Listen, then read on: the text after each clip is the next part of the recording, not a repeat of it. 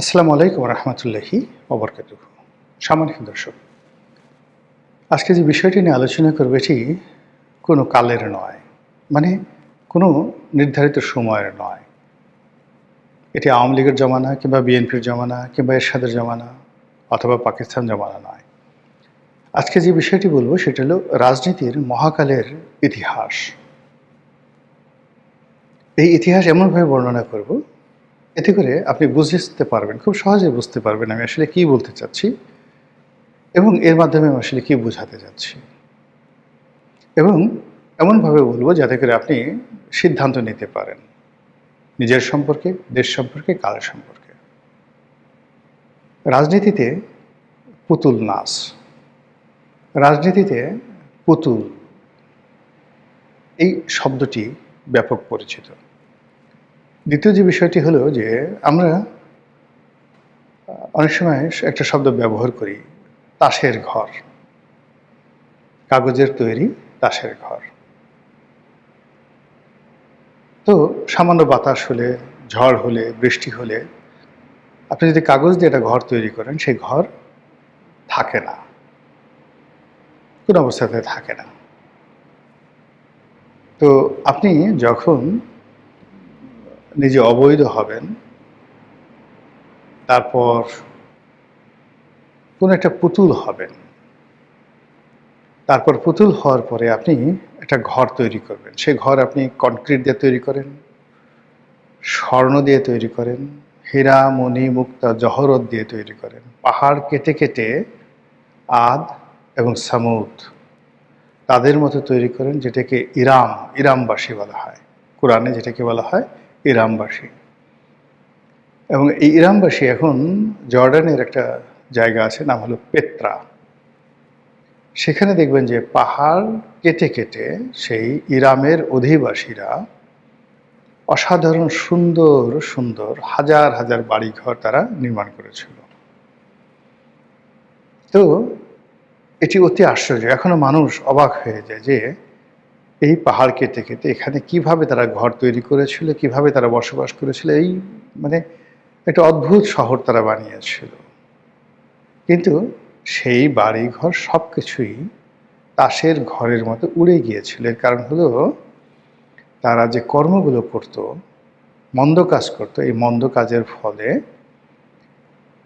তাদের প্রাসাদগুলোর কোনো ভিত্তি ছিল না, তাসের ঘরের মতো হয়ে গেছিল। বিষয়টা জটিল যেন না হয়, সহজভাবে বলি। যেমন ধরুন, যাত্রা মঞ্চে আমরা অভিনয় করি, কেউ রাজা, কেউ সেনাপতি, কিন্তু সকালবেলা আমরা তাদেরকে কি দেখি? গণেশ হয়তো রাজার চরিত্রে অভিনয় করেছে, সেনাপতির নাম পরেশ, এরকম। তো ওই পরেশ এবং গণেশ কখনো রাজা হয় না। রাজা হতে হলে তাকে সত্যিকার অর্থে সিংহাসন দরকার হয়, রাজ্য দরকার হয়, জনগণ দরকার হয় এবং সময় দরকার হয়। তো সেই অর্থে যদি আপনি আপনার ক্ষমতা বলে একটি রাজত্ব প্রতিষ্ঠা করেন এবং সেই রাজত্বে ন্যায় বিচার থাকে, সুশাসন থাকে, রাজনীতির সমস্ত উপকরণগুলো আপনি সেখানে প্রতিষ্ঠিত করেন, আর রাষ্ট্র ক্ষমতার যে অধিষ্ঠিত হওয়ার যে নিয়ম এবং কানুন যেভাবে সারা পৃথিবীতে অনুসৃত হয় সেইভাবে, অর্থাৎ আপনি তলোয়ারের জোরে প্রতিপক্ষকে বিজয়ী মানে পরাজিত করে নিজে বিজয়ী হলেন, উত্তরাধিকার সূত্রে আপনার পিতার বা আপনার মাতার রাজত্ব আপনি লাভ করলেন, গণতান্ত্রিকভাবে জনগণের বিশ্বাস ভালোবাসা পেয়ে মধ্যযুগে জনগণের ভালোবাসা শিখতে হয়ে আপনি জনগণের নায়ক হলেন, বাংলাদেশের গোপালের মতো, পাল বংশের প্রতিষ্ঠাতা গোপালের মতো। তো এইভাবে যখন আপনি আসবেন, তখন আপনি যদি পাতার ঘরে থাকেন, কুড়ের ঘরে থাকেন, ওটাও পৃথিবীর সবচেয়ে সুরক্ষিত দুর্গ হয়ে যায়। আর দেখা গেল যে আপনার কোনো যোগ্যতা নাই, আপনি লেদু গেদু ধলার চাইতেও অনভিজ্ঞ, আপনি রাম শ্যাম যদু মধুর চাইতেও অশিক্ষিত। আপনার বুদ্ধি শুদ্ধি এটি একটি ছাগলের মতো, আপনার আচার আচরণ পাগলের মতো। তো এই আপনি অলনে ছাড়েন, দেখা গেল যে জুলিয়াস সিজারের নজরে পড়ে গেছেন, নেপোলিয়ন বোনাপার্টের নজরে পড়ে গেছেন, অথবা দিল্লির সম্রাট আকবরের নজরে পড়ে গেছেন। যে কোনো কারণে আপনাকে তার ভালো লেগে গেছে। তো তারা হঠাৎ করে সিদ্ধান্ত নিলেন যে আপনাকে যে কোনো দেশের একটা মসনদে বসাবেন। যেই কথা সেই কাজ, রাজা হুকুম দিয়েছেন, সঙ্গে সঙ্গে আপনি সিংহাসনে বসে গেলেন।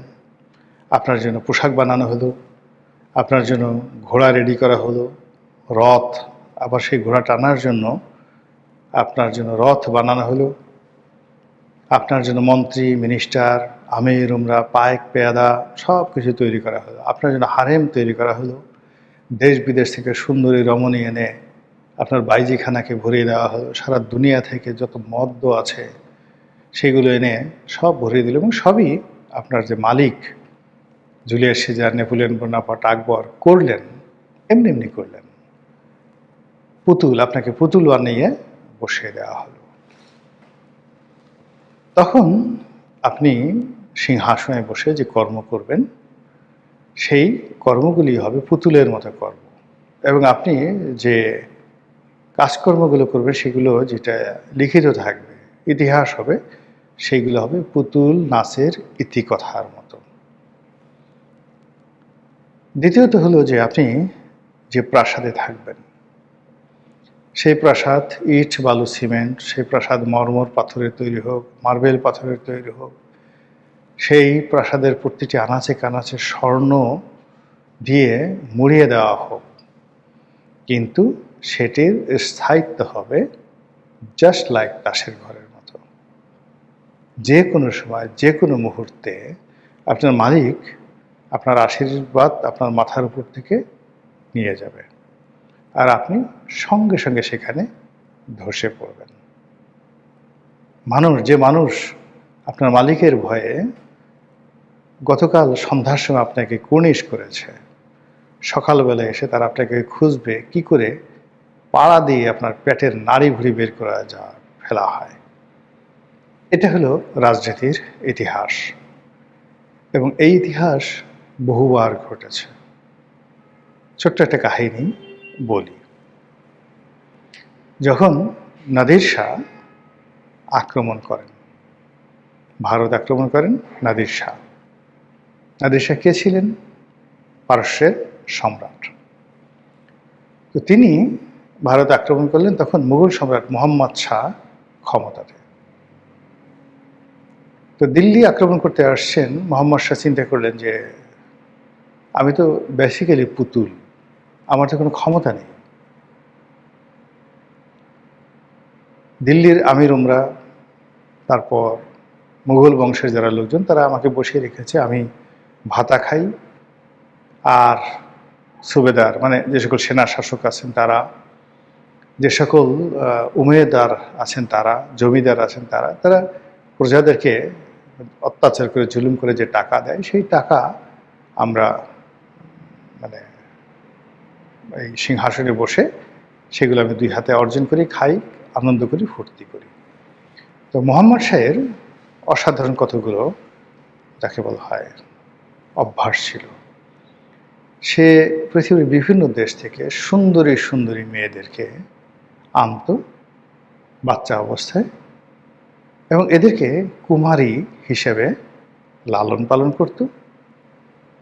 তারপর সে যখন যৌবনবতী হতো, কিশোরী হতো, তখন তাকে আনা হতো রেপ করার জন্য বা তার সঙ্গে সঙ্গম করার জন্য।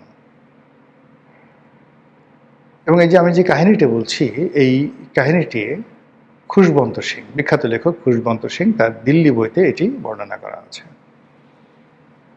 যা হোক, এইরকম পুতুল সরকার মোহাম্মদ শাহ, তিনি যখন সুখ স্বপ্নে বিভোর, ঠিক সেই সময়টিতে নাদির শাহ ভারত আক্রমণ করলেন, বাদশাহ দেখলেন যে যুদ্ধ করার দরকার নেই, এর সঙ্গে সমঝোতা করে তাকে তিনি রাজপ্রাসাদে ডেকে নিয়ে আসলেন। বলে আপনি যেভাবে বলবেন সেভাবে হবে। তো তিনি যখনই রাজপ্রাসাদে আসলেন, মুহূর্তের মধ্যে আমির ওমরা থেকে শুরু করে সবাই ওই প্রাসাদের যত গোপন কথা, যত টাকা পয়সা কোথায় কোথায় আছে সব গিয়ে নাদির শাহকে বলে দিল। নাদির শাহ 2 হাতে লুট করলেন সব কিছু, এবং যে ময়ূর সিংহাসন, যে ময়ূর সিংহাসন সম্রাট শাহজাহান বানিয়েছিলেন, নাদির শাহ সেই ময়ূর সিংহাসন নিয়ে গেলেন।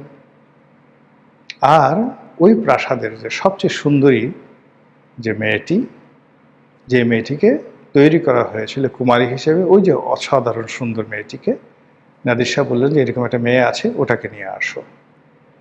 এবং নাদির শাহ সেই মেয়েটিকে ভোগ করলেন। এটাতে গেল এই অবস্থা। অনেক ক্ষেত্রে অনেক পুতুলের কন্যা, অনেক পুতুলের স্ত্রী ওই তাসের ঘরে এরকম বিজেতার দ্বারা ধর্ষিত হয়, বিজেতার দ্বারা মৃত্যুমুখে পতিত হয়। তো কাজেই রাজনীতিতে পুতুল হওয়া, রাজনীতিতে ক্রিয়ানক হওয়া, এটি যে কত বড় ডেঞ্জারাস একটা পুরুষের জন্য, এটা এতটা অবমাননাকার। প্রতিটি মুহূর্তে এই ধরনের পুতুল রাজা, পুতুল শাসক ধর্ষিত হতে থাকে। পুরুষের ধর্ষণ তো আপনি বুঝতে পারেন, নারীর ধর্ষণ যেভাবে মর্মান্তিক, পুরুষের ধর্ষণও মর্মান্তিক। পুরুষদের যখন তার মলদ্বার দিয়ে সেই যৌন কাম করা হয়, এটা একটা, যাকে ধর্ষণ করা হয় যে পুরুষকে, এর চাইতে কষ্ট করা আর কিছু হতে পারে না। তো বড় একটা পদ পদবিতে যখন এরকম একজন লোক বসে থাকে, বসে থাকার পর যখন এরকম ঘটনা ঘটে, তখন সেই পুতুলের যে বেদনা, তার যে কষ্ট, তার যে আর্তচিৎকার, সেই আর্তচিৎকার সে ছাড়া আর কেউ অনুভব করতে পারে না। কিন্তু ক্ষমতার লোভ এমন যে ক্ষমতায় যাওয়ার জন্য বহু মানুষ নিজেকে বিক্রি করে, নিজেকে ধর্ষণের জন্য প্রতিপক্ষের হাতে তুলে দেয়, নিজের পরিবার পরিজনকে বিপদ বিপত্তির মধ্যে ফেলে দেয়, তারপরও তাদেরকে পুতুল হতে হবে। কাজেই রাজনীতি করতে হয় নিজের যোগ্যতায়, ক্ষমতায় বসতে হয় নিয়ম মেনে। নিয়মের বাইরে যখনই কোনো কিছু একটা হতে যায়, তখনই সেখানে পুতুল নাচের ইতিকথা তৈরি হয়।